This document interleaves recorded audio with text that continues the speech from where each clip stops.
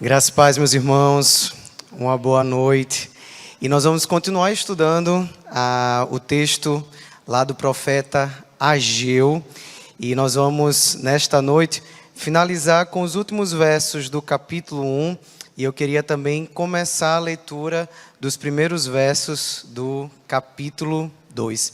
E o tema que eu coloquei para a nossa reflexão de hoje é coragem e ação, baseado justamente nas palavras que o Senhor traz através do profeta Ageu, ali para Zorobabel, Josué e também para todo o povo chamado de remanescente, aquele povo que permaneceu fiel e que teve a oportunidade, nesse momento específico da história do povo de Deus, de reconstruir o templo que outrora havia sido destruído. E eu acho que você consegue perceber aí atrás uma imagem. Eu não sei se você conhece esse templo, eu não sei quem aqui conseguiu conhecer esse templo quando ele estava em pé. Não temos Lúcia Mariana. Tem mais alguém além de Lúcia que conheceu esse templo? Talvez ali, ó, irmã Vera, Rosilane, Lenício, que talvez até estejam nessa foto, eu nem sei. A foto ela é tão pequenininha que eu não consigo reconhecer as pessoas ali. Eu também não sei se elas fossem grandes, eu reconheceria.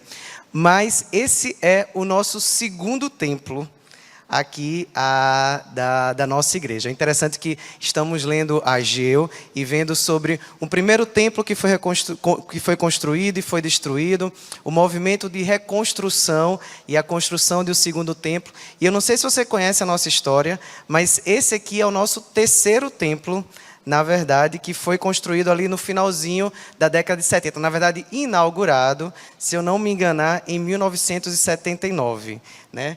Se tio Laércio tivesse aqui, ele seria até mais preciso com essas datas, né, Nozinha? E aí, falando nele, eu precisei visitar não só a Bíblia esses dias, mas esse livro que eu não sei se os irmãos têm com vocês, que é o nosso livro do centenário da igreja. Na verdade, a gente tem uma primeira cópia que foi lançada nos nossos 90 anos, no ano de 2007, escrito por Laércio Monteiro. E em 2017, para o centenário, a gente lançou essa nova edição. Infelizmente, ela está esgotada, mas quem sabe para o nosso aniversário de 107 anos, né, pastor? A gente não possa fazer um relançamento com cópias para aqueles que não têm, mas eu tive o privilégio, junto com Larissa, em 2017, de fazermos a revisão final desse livro. E é fantástico a gente conhecer a nossa história. Inclusive, voltei ali para ele, para identificar, inclusive, as datas disso daí. O nosso primeiro templo, que era ali na Cônego Machado, ele foi inaugurado em 1927. E esse daqui, o terreno, ele foi comprado em 1945. Não sei se você sabia disso. E na época com o pastor Albérico de Souza, que inclusive é homenageado no nome da nossa escola. Sempre que você ouve EPAS, tem a ver com isso. Escola Pastor Albérico de Souza, tá? E é por isso que a gente chama de EPAS, que é a escolinha que funciona aqui no prédio que nós estamos para reformar. E, se eu não me engano, por volta de 1955 é que esse templo da foto, ele começou a ser construído para que depois de 79 a gente tivesse esse daqui. Mas por que eu fui nessas fotos? Por que eu fui atrás disso para conversar? Preste atenção o tamanho dessa igreja, tá? À frente desse templo. A gente tem um número muito menor de membros e de participantes do que nós temos hoje na nossa igreja. E eu fiquei pensando no que Deus fez através de um número tão pequeno de pessoas. O templo onde você está agora, tá? Esse espaço, esse terreno enorme, nesse bairro que a gente sabe que é um bairro valorizado, e a gente não tem só, eu não sei se você conhece a nossa estrutura, tá? A gente tem o templo, a gente tem um terreno que vai até a rua aqui de trás, que é o Saldanha da Gama, onde fica a nossa escolinha, tá?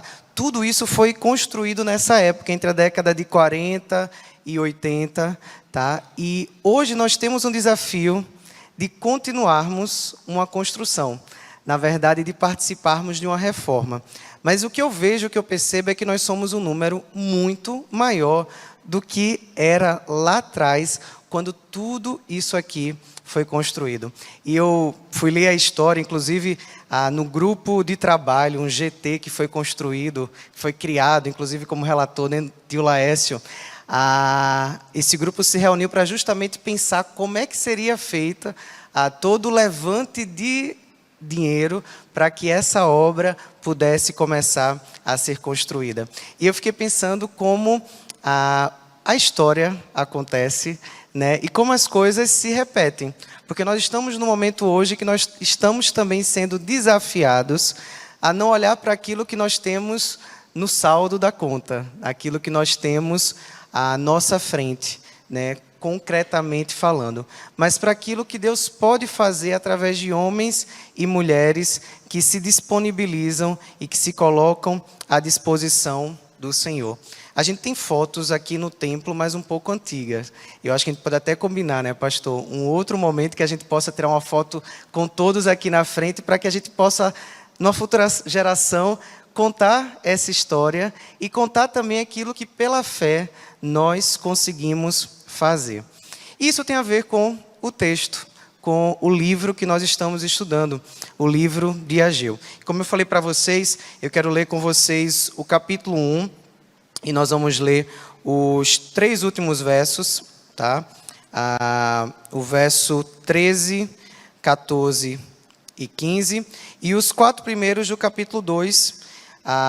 E eu vou ler aqui na minha versão, que é a versão transformadora. E aí uma coisa que chama a atenção é que o tradutor, ele inclusive trouxe não aquilo que era referência que talvez você tenha na sua Bíblia, acerca, por exemplo, do 24º ano do 6º mês. Mas ele tentou atualizar aquilo para o que seria o nosso calendário ocidental. E ficou algo até interessante. Acompanhe a leitura na sua Bíblia. Ageu, capítulo 1, a partir do verso 13.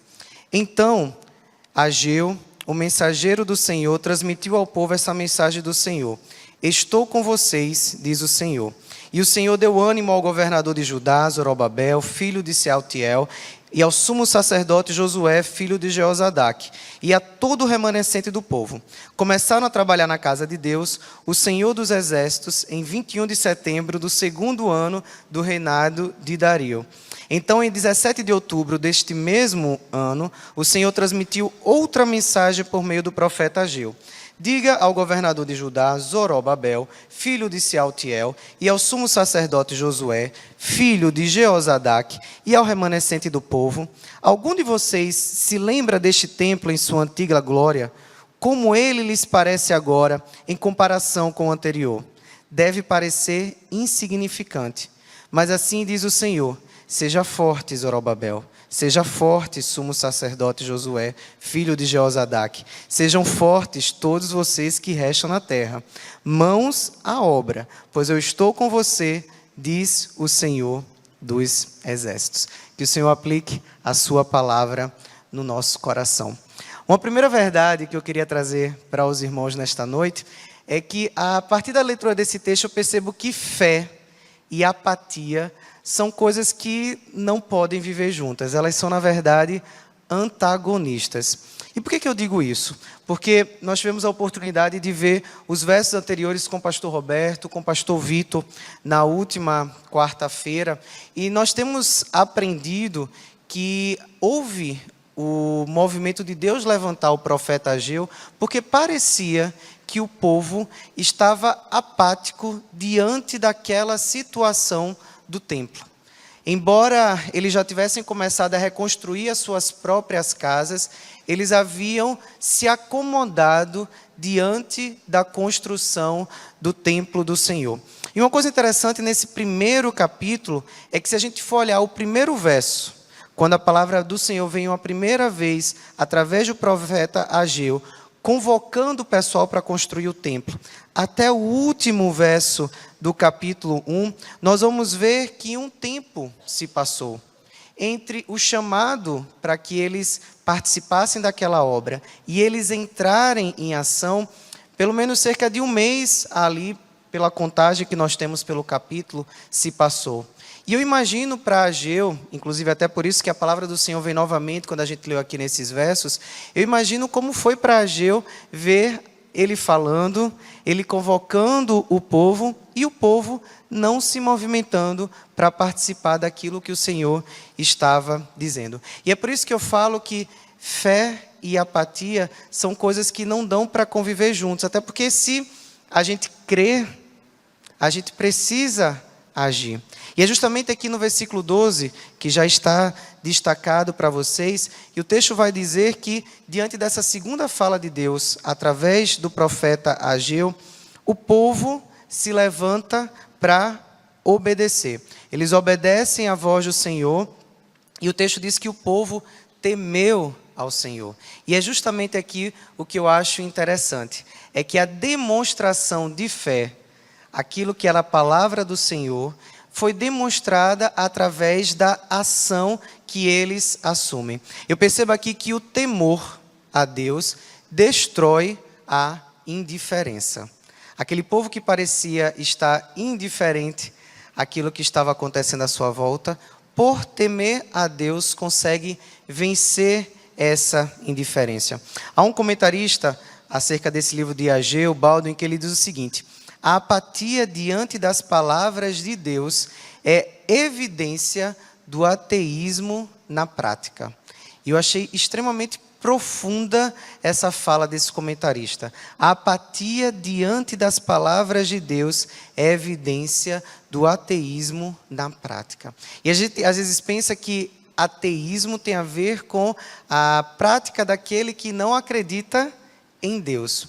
Mas o que esse comentarista diz e o que a gente entende ao ler a palavra é que uma vez que Deus nos fala, nos orienta e a gente não entra em ação para obedecê-lo, de certa forma, na prática, estamos tendo uma postura ateísta.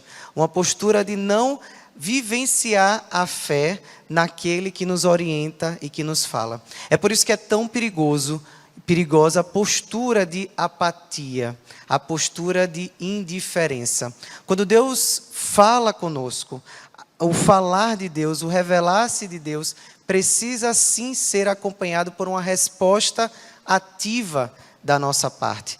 Deus se revela para que nós possamos participar daquilo que Ele está fazendo. Se Deus está falando a você, se Deus tem se revelado, esse é um convite de Deus para você participar. E você permanecer sentado, você permanecer em silêncio, fala muito sobre a sua fé nele.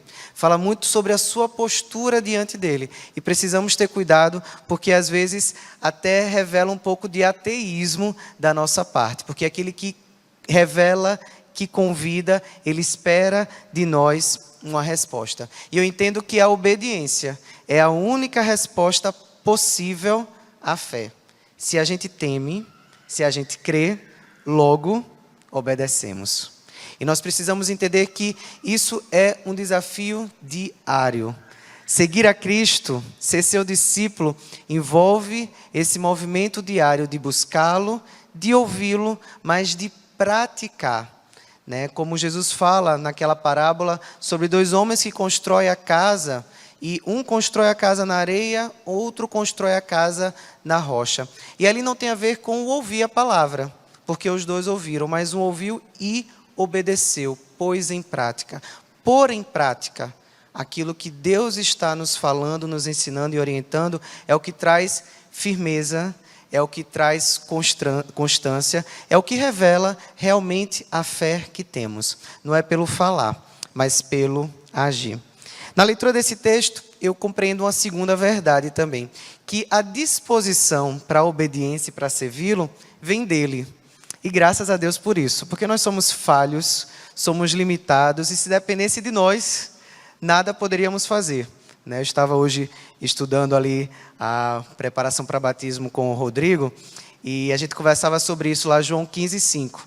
Ele é a videira, nós somos a vara, quem permanece nele dá muitos frutos, porque sem ele nada podemos fazer. Ele é que opera em nós e através de nós. E por que eu estou defendendo isso? Que a disposição de servi-lo, de obedecê-lo, vem do próprio Deus. Porque no verso 14, o texto vai dizer que o Senhor encorajou. Em algumas versões vai trazer, olha, o Senhor suscitou o espírito, o Senhor despertou o espírito do governador de Judá, Zorobabel, do sumo sacerdote Josué e do restante do povo, de modo que eles começaram a trabalhar. E você deve ter ouvido agora no Farol em Ação, que nós estamos num momento, como igreja, em que nós estamos revendo as comissões, aqueles que estão participando. Eu acredito que possivelmente teu nome está em alguma comissão. Não sei se você conseguiu ao longo de 2023 servir nessa comissão, mas você é mais uma vez convidado e desafiado a servir em alguma área da igreja. E é maravilhoso saber que a disposição para isso, para começar a trabalhar, vem dele, vem do Senhor. A disposição para participar do sustento da obra vem do Senhor. Como eu falei para vocês, há algumas versões aqui do capítulo 1, do verso 14, ao meio da revista atualizada, vai dizer, por exemplo, que o Senhor despertou o Espírito. Eu não sei se teu espírito está dormindo ou despertado, mas a minha oração é que Deus esteja te despertando para que você possa se envolver, para que você possa participar, que você não apenas seja mais um sentado, mas que você esteja participando porque é privilégio, é alegria, é maravilhoso. Participar do culto, participar das atividades assistindo, já é algo muito bom, mas participar servindo, dedicando, é algo que não tem como a gente descrever. Sair lá de Portugal, onde a gente estava, né, Eliana, de férias, e voltar para o Brasil para poder participar do Farol Marcha, para servir, é privilégio. E é isso que nós esperamos que, como igreja, possamos fazer, ser despertados. E aqui tem uma coisa interessante, o pastor Vitor até mencionou isso na quarta-feira passada, que se você virar aí uma página, a só tem 2 capítulos, né? Se você virar uma página, você vai ver o livro do profeta Zacarias. Zacarias e Ageu são levantados numa mesma época, com o mesmo objetivo, de encorajar ali o povo. E é interessante que em Zacarias 4, versículo 6, ele diz, olha, não é por força nem por violência, mas pelo meu Espírito, diz o Senhor. E o que eu tenho colocado aqui nesse momento hoje é o convite para você participar da obra servindo, sustentando, mas uma coisa que a gente tem muita clareza é que isso não é algo que a gente faz por força ou por violência, é o Espírito que desperta. E uma vez que o Espírito nos desperta, a gente não pode silenciar esse Espírito, como diz o apóstolo Paulo, a gente precisa obedecer. E isso nos dá uma certeza, se não depende de nós, se não é por força pela violência, mas pelo Espírito, Deus vai fazer. E os irmãos ouviram inclusive até pastor Roberto no domingo à noite, encerrando o culto com a preocupação, né? Como é que nós vamos dar conta de algumas coisas como igreja. E eu sei que pastor Roberto sabe disso, mas eu acho que é maravilhoso quando a gente abre o texto e a gente encontra essa verdade. Olha, Deus vai fazer. E eu digo isso porque no versículo 15, aliás, do 14 para o 15, ele mostra justamente isso, que o povo começou a trabalhar ali no dia 21 de setembro, ou no 24º dia do 6º mês. Demorou um pouco para o povo entrar em ação, mas o povo começou a trabalhar, se envolver na obra, para que o 2º templo ele fosse construído. Mas tem uma terceira verdade que eu queria trazer para os irmãos, que é o cuidado que nós precisamos ter com as comparações. Por que eu digo isso? No capítulo 2, e aí logo ali no começo, o texto vai dizer que uma outra mensagem veio pelo profeta Ageu. E essa mensagem, no versículo 3 é: quem de vocês viu este templo em seu primeiro esplendor? Comparado com ele, não é como nada o que vocês veem agora. Na versão transformadora, ele diz assim: algum de vocês se lembra deste templo em sua antiga glória? Como ele lhes parece agora, em comparação com o anterior? Deve parecer insignificante. Eu coloco aqui que nós precisamos ter cuidado com as comparações, porque nesse momento o povo estava numa situação completamente diferente daquilo que era a situação de Israel quando o primeiro templo foi construído. Quando o primeiro templo foi construído, e se você conhece a história do Antigo Testamento, você sabe que Salomão esteve à frente disso. Foi o período de maior esplendor da história do povo de Israel. Havia recursos, havia parcerias com outros povos e outros reinos, e havia cedros que vinham do Líbano, e havia ouro que era trazido, havia muita riqueza para construir todo aquele templo suntuoso, aquele templo de Salomão. A história aqui ela é bem diferente, porque o povo tinha retornado do exílio. A cidade estava destruída, o muro da cidade estava destruído, o povo estava retomando a vida, as finanças e o desafio de, junto com isso, também participar da construção do templo. E eu penso que muitas vezes nós também acabamos sendo presos a esse desafio. Nós olhamos e nós imaginamos, olha, como é que a gente vai fazer isso? Porque naquele tempo, daquela foto, né, na época, não sei se do cruzeiro, do cruzado, exatamente qual era a moeda da época, a situação era outra. Mas naquele tempo nós tínhamos os nossos irmãos lá aqui da junta de Richmond, que participava, que também enviava recursos. Hoje o tempo é diferente. É por isso que a gente precisa ter cuidado com as comparações. O tempo é diferente. As coisas podem parecer que não são as mesmas como no passado. Mas uma coisa que a gente sabe é que Deus, o mesmo Deus que levantou o primeiro templo, o segundo templo, o terceiro templo, é o mesmo Deus que trabalha hoje para nos permitir recuperar, restaurar e reformar o que precisa ser reformado. E eu estava lendo aqui o capítulo 2, que você deve estar com ele aberto. É muito interessante que a gente tem aqui o 24º dia do sexto mês, e somente no 21º dia do sétimo mês é que essa mensagem chega. Isso significa que o povo ainda estava precisando de encorajamento.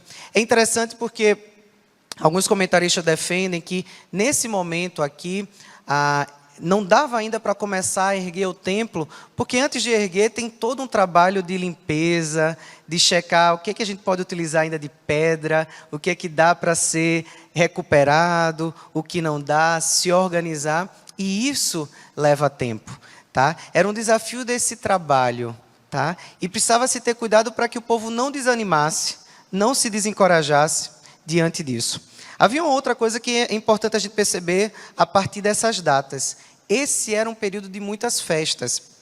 Havia nesse período a festa das trombetas, o dia da expiação e a festa dos tabernáculos. E aqui é interessante perceber que durante esse período de festas para o povo judeu, no calendário judaico, eram períodos em que o povo parava. Inclusive parava o trabalho braçal.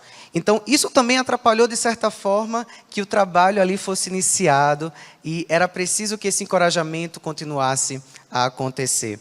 Né? Inclusive, o 22º dia, a palavra do profeta veio no 21º, o 22º dia, quando acabava a festa dos tabernáculos, era um dia solene de descanso. Tá? Então, essa palavra ela vinha para mostrar, olha, eu sei que há outras coisas acontecendo, tá? Que vocês estão ocupados com outras coisas, mas não percam de vista a missão que vocês têm, a tarefa que vocês têm, que vocês estão sendo convocados, de reconstruir esse templo. E eu penso que estamos num período bem parecido, né? Também estamos num período de muitas festas, confraternizações, gastos que temos diante disso também, de amigos secretos e tantas outras coisas. Mas a gente precisa entender que nós precisamos continuar encorajados e motivados para participar daquilo que Deus está fazendo. E eu coloquei que a gente precisa ter cuidado com as comparações, porque a comparação aqui não era com o povo à volta, não era com os outros povos, a comparação era com o passado. E muitas vezes, olhar para o passado é o que nos atrapalha a viver o presente e até nos engajarmos com aquilo que nós precisamos fazer diante de Deus. Eu coloquei, inclusive, que a gente precisa usar o passado somente como um retrovisor. Se você dirige, você não dirige olhando para o retrovisor. O retrovisor, ele nos orienta em alguns momentos. assim também é o passado. Conhecer a nossa história, ela serve para nos orientar, ela serve para nos inspirar, para nos encorajar. Mas precisamos entender que os tempos são outros, a forma até mesmo de levantarmos recursos são outras, e nós precisamos de estar aberto para aquilo que Deus quer fazer, para aquilo que Deus vai fazer. Não há nada, na verdade, novo debaixo do sol. Eclesiastes 1, versículo 9, nos diz isso. E o desafio de construção já foi vivenciado por nossa igreja em outros momentos. O desafio de reforma já foi vivenciado por nossa igreja em outros momentos. E eu trouxe uma outra imagem, pode colocar, Lucas. Pode colocar a imagem.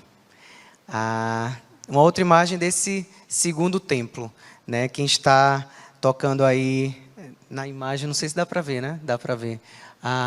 É um dos nossos diáconos. E coloquei essa imagem para mostrar e tentar resgatar também essa memória daquilo que foi a Igreja Batista do Farol lá atrás, engajada na construção de onde estamos hoje, e o nosso desafio como igreja hoje, engajada numa reforma e construção para uma próxima geração, que talvez há alguns anos vai estar lembrando de nós. E aí, o desafio, ele não é novo. O nosso Deus, ele é o mesmo. Mas o milagre que Ele quer operar, Ele é incomparável. E Ele nos convida a fazer parte disso. Não há nada de novo no desafio, mas a nossa participação é algo talvez que possa ser nova. Talvez você não esteja nessas fotos antigas, mas você pode fazer parte daquilo que Deus está fazendo na nossa história no tempo de hoje. E eu encerro com uma pergunta. Qual será a sua resposta diante de tudo isso? No versículo 4, tá? Eu não vou ler nem na versão que está aí, Coragem, Zorobabel, mas está muito interessante também na versão da nova versão transformadora, que diz assim, olha, seja forte, Zorobabel, seja forte, sumo sacerdote Josué, sejam fortes todos vocês que restam na terra. Mãos à obra, pois eu estou com vocês, diz o Senhor dos Exércitos. A versão que está aí, a NVI, diz, coragem ao trabalho, ó povo da terra. É muito interessante que nessa versão aqui do seja forte, sendo dita aqui para Josué, sacerdote, me faz lembrar da palavra dita para outro Josué. Josué, capítulo 1, versículo 9, que também diz, ser forte e corajoso. Essa é a palavra do Senhor também para nós ainda hoje. Sejam fortes. Sejam fortes e corajosos, porque eu quero usar vocês. Sejam fortes e corajosos, porque vocês fazem parte disso. E a confiança, ela precisa estar no que o profeta Ageu diz aqui. Olha, sejam fortes, pois eu estou com vocês. A nossa confiança precisa estar na certeza da presença de Deus conosco. Não é na nossa conta bancária, não é naquilo que a gente consegue fazer, mas naquilo que Deus vai fazer através de nós, porque Ele está conosco. Isso vai para além do nosso templo, isso vai além do nosso desafio de reforma, isso talvez tenha a ver com o seu casamento. Talvez você esteja pensando, olha, será que ainda tem jeito? Será que Deus ainda tem como dar jeito? Será que vale a pena ainda confiar? A palavra de Deus é a mesma, olha, seja forte, pois eu estou com você. Talvez tenha a ver com um dos seus filhos. O desafio diante de algum vício, diante talvez até do afastamento do Senhor. E a palavra do Senhor mesmo, olha, seja forte, porque eu estou com você. Talvez seja algum outro desafio que como família, como pessoa você está enfrentando. E a palavra do Senhor é a mesma, olha, seja forte, pois eu estou com você.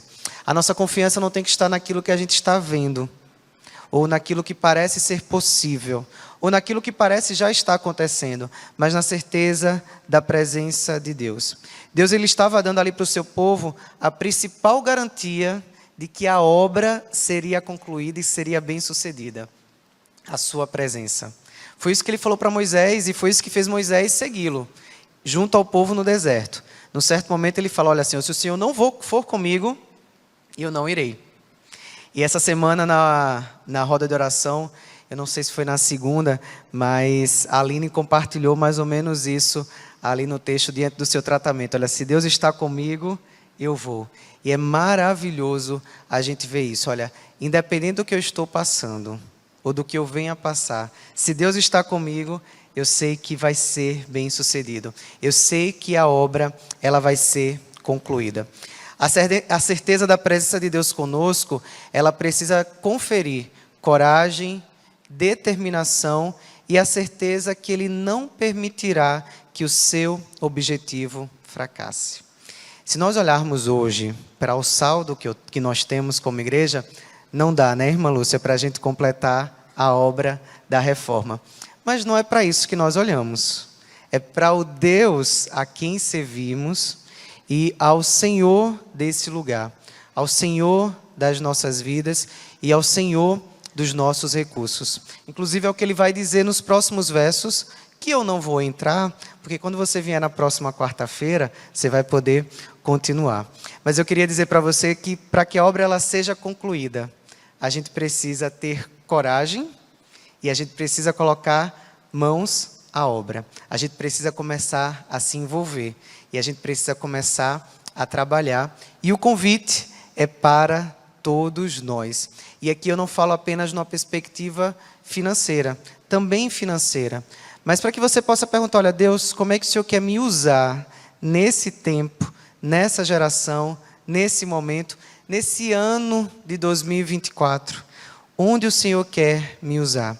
E é por isso que eu termino com a pergunta do quarto ponto. Qual será a sua resposta? À sua frente, possivelmente você vai ver uma fichinha que, se você não recebeu no domingo, você vai poder pegá-la agora, que fala sobre o seu alvo da sua oferta de gratidão. E pastor Roberto explicou no último domingo que esse papel você não vai entregar para a gente, você vai orar e colocar na sua Bíblia. E o nosso desejo não é que você dê algo que esteja sobrando, mas como a própria palavra nos ensina, que você com alegria oferte aquilo que Deus vai colocar no seu coração. E essa vai ser parte da sua resposta, de como você, parte da Igreja Batista do Farol, nessa geração, vai participar daquilo que Ele está fazendo. Nós temos também, como ministros, comissão de dedicação, uma listagem das comissões, de desafios que nós temos para 2024. E essa também envolve a sua resposta. O que eu vou me disponibilizar para fazer nesse ano que se inicia? Se Deus ele fala conosco, a única resposta possível é a obediência. E a minha oração e o meu desejo não é que você responda para mim, mas que nesse momento você possa baixar a sua cabeça, orar e responder ao Senhor. Olha, Senhor, eu estou disposta a participar. Me dá condições, me dá os recursos, me mostra como, me mostra com quanto, me mostra quando, que você não fique de fora daquilo que Deus está fazendo. Vamos falar com Ele? Pai, nós te agradecemos porque o Senhor é bom o tempo todo, o Senhor é o mesmo ontem, hoje e o será eternamente, como diz a tua palavra.